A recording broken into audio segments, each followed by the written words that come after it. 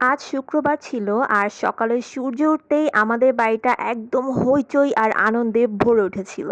Hello everyone, আসসালামু আলাইকুম, this is Tasnim Shithi. So viewers, এতক্ষণে অলরেডি দেখেই ফেলেছেন আজকে আমার হাজব্যান্ড ঠিক করলো যে আজকে সে লাকড়ির চুলায় রান্না করবে আর বড় একটা পাতিলে বিরিয়ানি রান্না করে আমাদের সবাইকে খাওয়াবে। ওয়াও!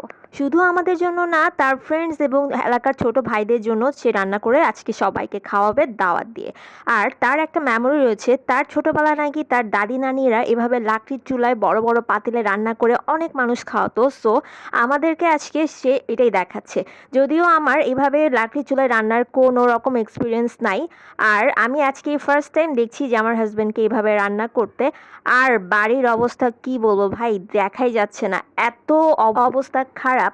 এটা আনো ওটা আনো, সে একদম পুরা বাড়ি মাথায় উঠিয়ে ফেলেছে। সো এই যে হচ্ছে তার বিরিয়ানির চেহারা। বিরিয়ানিটা আসলে অনেক অনেক মজা হয়েছিল, আর আমি একটু সালাদও বানিয়ে নিয়েছিলাম। আর মেহমানরা আসা শুরু হয়ে গিয়েছিল, তো এখন সে পাতিলটাকে ডাইনিং স্পেসে উঠিয়ে নিয়ে আসছে। ভাই, বাসার অবস্থা তো আপনারা প্লিজ কেউ দেখে নিই না, মানে উল্টা পাল্টা অবস্থা। আমি জাস্ট মানে তার আশেপাশে কোনোভাবে ভিডিও শ্যুট করার জন্য একটুখানি জাস্ট ক্লিক নিয়ে নিয়েছিলাম। তো যাই হোক, এই হচ্ছে তার বিরিয়ানির অবস্থা। আমরা সবাই তো আমার কেমন খুবই হয়েছে? এনজয় করেছিলাম আমার হাজবেন্ডের হাতের আমার কেমন ভালোবাসার এই হয়েছে? রান্নাটা। আপনারা সবাই আমাদের ইয়াম্মি! জন্য দোয়া করবেন। সবাইকে ওয়াও! ধন্যবাদ।